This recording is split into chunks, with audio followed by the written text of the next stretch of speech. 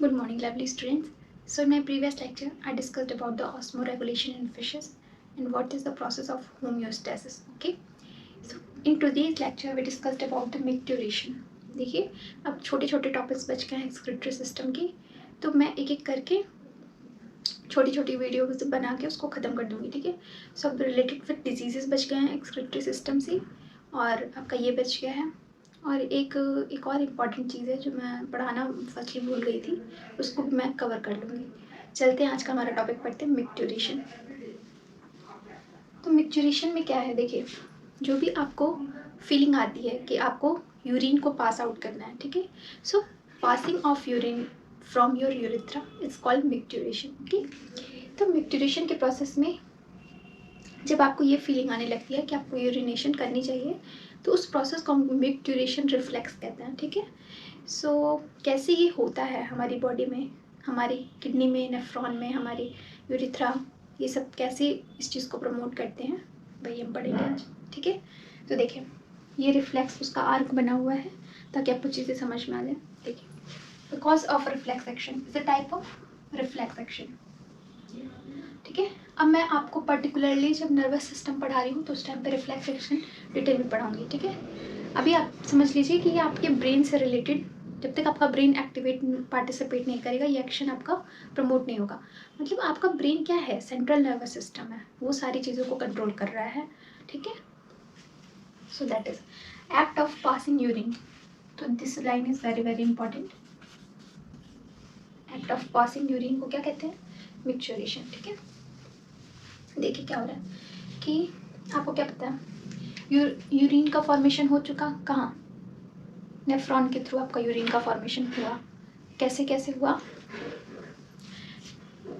Yes it is ultrafiltration, tubular secretion and जो भी है रीअब्जॉर्ब, सेलेक्टिव रीअब्जॉर्प्शन, इन तीनों प्रोसेस के थ्रू आपका यूरिन का फॉर्मेशन हुआ. यूरिन फाइनली आपकी कहाँ जाएगी, डक्ट ऑफ बेलिनी. मैंने आपको पाथवे ऑफ यूरिन बता रखा है, डक्ट ऑफ बेलिनी. फिर डक्ट ऑफ बेलिनी से, यस डक्ट ऑफ बेलिनी से रीनल पैपिला, रीनल पैपिला से फिर मेजर कैलिक्स, माइनर कैलिक्स. ठीक है. रीनल पेल्विस, फिर वो यूरेटर में जाएगा. यूरेटर से दिस इज यूरिनरी ब्लैडर. ठीक है. और फिर यूरिथ्रा के थ्रू आपका यूरिन सिक्रेशन होता है. ठीक है. तो दिस इज द पाथवे. ठीक है. तो ये आपको पाथवे याद होना चाहिए कि डक्ट ऑफ बेलिनी कहाँ खुलेगी, रीनल पेल्विस में, रीनल पेल्विस से मेजर कैलिक्स, माइनर कैलिक्स से रीनल पेल्विस, फिर वो आपका urinary bladder, sorry ureter, urinary bladder, फिर यूरिथ्रा से यूरिनेशन की प्रोसेस होगी. सो ये आपको पाथवे याद होनी चाहिए. अब देखिए यहाँ पे क्या हो रहा है, ये आपका यूरिनरी ब्लैडर है. ठीक है. जब भी कभी आपकी यूरिनरी ब्लैडर हाफ फिल्ड हो जाएगी, मतलब यूरिन से हाफ फिल्ड है, तो उसी टाइम पे आपको सेंसेशन आने लगती है कि अब मुझे यूरिन पास आउट करना है. तो ये प्रोसेस होती कैसी है, देखिए यूरिनरी ब्लैडर में कुछ स्ट्रेच रिसेप्टर पाए जाते हैं. ठीक है. क्या पाए जाते हैं, स्ट्रेच रिसेप्टर. तो स्ट्रेच रिसेप्टर का वर्क क्या है, ये क्या करते हैं कि जैसे ही आपकी यूरिनरी हाफ फिल्ड हुई है, मतलब आपका यूरिनरी ब्लैडर हाफ फिल्ड हुआ है, उस टाइम पे स्ट्रेच रिसेप्टर क्या होगा, इनको स्ट्रेच रिसेप्टर इसीलिए नाम पड़ा है कि ये स्ट्रेच होते हैं. ठीक है. उस टाइम पे जब आपकी यूरिनरी ब्लैडर हाफ फिल्ड हो चुकी है तो स्ट्रेच रिसेप्टर स्ट्रेच होंगे. ठीक है. और जैसे ये अपने आप को स्ट्रेच करेंगे, सिग्नल इनको मिलेगा, तो ये वापस से ब्रेन को सिग्नल देंगे, जो कि एक सेंसरी सिग्नल जाएगा किसके पास, हाइपोथैलेमस, ब्रेन, स्पाइनल कॉर्ड के पास. ठीक है. मतलब सीएनएस के पास, सेंट्रल नर्वस सिस्टम के पास आपका ये सिग्नल जाएगा. स्पाइनल कॉर्ड के थ्रू आपका मोटार सिग्नल आएगा वापस. ठीक है. मोटार सिग्नल हमेशा किसके पास जाता है, मसल्स के पास. ठीक है.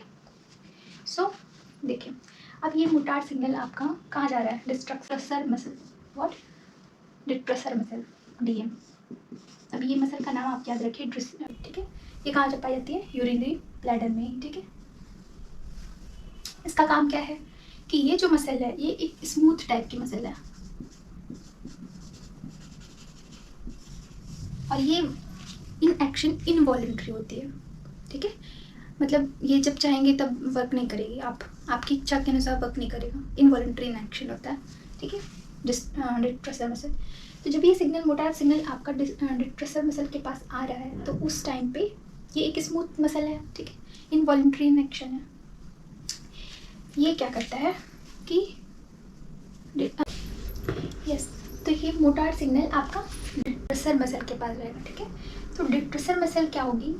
डिट्रेसर muscle is a type of smooth muscle, ठीक है। स्मूथ मसल क्या होता है? इनवॉलंटरी इन एक्शन होता है, ठीक है। इनवॉलंटरी एक्शन मतलब जब आपके कंट्रोल में नहीं है, ऑटोनॉमस नर्वस सिस्टम का टाइप है, ठीक है। तो ये क्या होती हैं, जब इनको सिग्नल आता है डिट्रेसर मसल को, जो कि यूरिनरी ब्लैडर में प्रेजेंट है, और ये हाफ फिल्ड है आपका यूरिनरी ब्लैडर, तो ये क्या करेंगे? डिट्रेसर मसल कॉन्ट्रैक्ट करेंगे, और जैसे ही ये कॉन्ट्रैक्ट करती हैं डिट्रेसर मसल, यूरिनरी ब्लैडर भी आपका कॉन्ट्रैक्ट होता है, ठीक है। तो जैसे ये कॉन्ट्रैक्ट होगी, यूरिनरी ब्लैडर भी आपका क्या होगा? कॉन्ट्रैक्ट होगा, ठीक है। और जैसे ही यूरिनरी ब्लैडर आपका कॉन्ट्रैक्ट होगा, उस टाइम पे यूरिथ्रा आपका रिलैक्स हो जाएगा। तो दो यहाँ पे जो प्रोसेस है वो बहुत इंपॉर्टेंट है, ठीक है। कौन कौन सी मसल है, कौन कौन सा रिसेप्टर है, ठीक है, ये आपको दिमाग में रखना है कि स्ट्रेच रिसेप्टर सिग्नल देता है, सेंसरी सिग्नल देता है सीएनएस को, ठीक है। सीएनएस वापस से सिग्नल देगा मोटार नर्व के थ्रू, किसको? डिट्रेसर मसल को। जब डिट्रेसर मसल कॉन्ट्रैक्ट करती है, तो वो यूरिनरी ब्लैडर को भी कॉन्ट्रैक्ट करवाती है अपने साथ साथ, ठीक है। तो उस टाइम पे आपका यूरिथ्रा क्या हो जाता है? रिलैक्स हो जाता है, ठीक है। तो जब यूरिथ्रा रिलैक्स हो जाएगा, तो आप कुछ टाइम तक यूरिन को पास आउट करने से रोक सकते हो, ठीक है। देखिए, अब ये प्रोसेस होती है। I hope you will understand what I am saying. अब देखिए, फिर से मैं आपको समझा रही हूँ। अब देखिए, यहाँ पे एक और चीज़ है कि मैंने आपको बताया था कि यूरिनरी ब्लैडर में कौन सी एपिथेलियम पाई जाती है? Yes, is transitional epithelium. Transitional मतलब जैसी कंडीशन है वैसे उसके अकॉर्डिंग अपने आप को चेंज करने का, ठीक है। ट्रांजिशनल एपिथेलियम या यूरोथेलियम भी कहते हैं उनको, ठीक है। तो यूरिनरी ब्लैडर जो है वो अपने आप को, जैसे मान लीजिए ये डिट्रेसर मसल कॉन्ट्रैक्ट हो रही है, ठीक है, इनको सिग्नल मिल रहा है तो कॉन्ट्रैक्ट हो रही है, तो उस टाइम पे यूरिनरी ब्लैडर भी आपकी कॉन्ट्रैक्ट होती है। क्यों? क्योंकि ये ट्रांजिशनल एपिथेलियम है। जैसे इनको सिग्नल मिलेगा, जैसा उनके मतलब मसल्स के साथ हो रहा है, वैसे ही वो अपने आप को मतलब वैसे ही बिहेव करने लगेंगे, ठीक है, वैसे ही मॉडिफाई हो जाएंगे अपने आप को, क्योंकि इसमें बेसमेंट मेम्ब्रेन नहीं पाई जाती है, किसमें? यूरिनरी ब्लैडर में। दैट्स वाई ये अपने आप को वैसे ही कन्वर्ट कर लेती हैं, ठीक है। सो तो urinary bladder, very very important question, urinary bladder की एपिथेलियम ट्रांजिशनल एपिथेलियम होती है, ठीक है, या यूरोथेलियम भी आप उसको कह सकते हो। अब देखिए, अब मैंने क्या कहा कि ये प्रोसेस होती है। अब देखिए, यहाँ पे दो स्फिंक्चर पाए जाते हैं, ठीक है, यहाँ पे इंटरनल स्फिंक्चर एंड एक्सटर्नल स्फिंक्चर। जो मेल का यूरिटर होता है, ठीक है, जो मेल का यूरिथ्रा होता है वो थोड़ा लंबा होता है, sorry urethra not ureter, urethra जो होता है वो थोड़ा लंबा होता है एज कंपैरिजन टू फीमेल के। और फिर यहाँ पे उनकी पेनिस होती है, ठीक है, तो वो उसके थ्रू अपना यूरिनेशन करेंगे, ठीक है। लेकिन फीमेल में क्या होता है कि जो यूरिथ्रा होती है क्या होती है? स्मॉल साइज में होती है, ठीक है। फीमेल में जो यूरिथ्रा होती है वो स्मॉल साइज की होती है, ठीक है। तो अब क्या होता है, देखिए यहाँ पे इन पे हमारी, मैंने क्या बताया कि बाहर की तरफ एक एक्सटर्नल स्फिंक्चर होगा और अंदर की तरफ एक इंटरनल स्फिंक्चर होगा।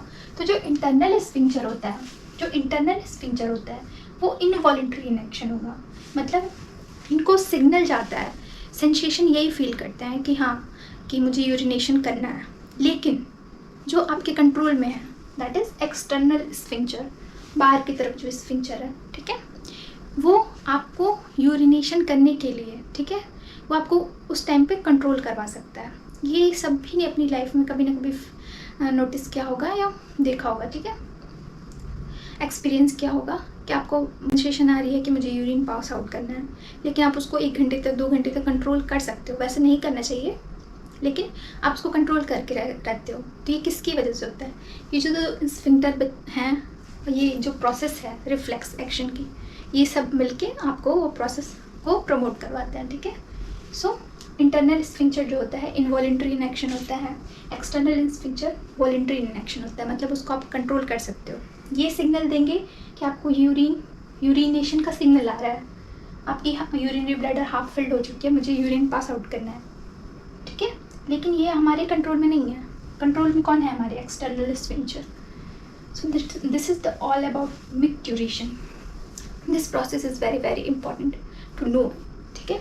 इसमें देखिए मसल्स का रोल आ रहा है, रिसेप्टर्स का रोल आ रहा है, स्फिंक्टर्स का रोल आ रहा है, आपका CNS इसमें पार्टिसिपेट कर रहा है, ठीक है, नर्व्स पार्टिसिपेट कर रहे हैं, ठीक है, मसल पार्टिसिपेट कर रही है। तो ये छोटी छोटी चीज़ें आपको दिमाग में रहनी चाहिए कि कौन कौन सा पार्टिसिपेट कर रहा है, कहाँ कौन सी चीज़ें, ठीक है। तो यही मैंने यहाँ पे लिखा हुआ है, इसको नोट डाउन कर लीजिए आप लोग कि when urinary bladder half filled with urine, stretch receptor stimulated, then किसको सिग्नल जाएगा, हाइपोथैलेमस को बोल सकते हो या CNS को भी बोल सकते हो, ठीक है। मतलब क्योंकि सब वहाँ पे मिल के वर्क करते हैं अपना नर्व्स का एक्शन, ठीक है। तो कॉन्ट्रैक्शन ऑफ क्या होगा, डिस्ट्रक्शन में सर, दैट्स वाई आपकी यूरिनरी ब्लैडर भी कॉन्ट्रैक्ट करेगी।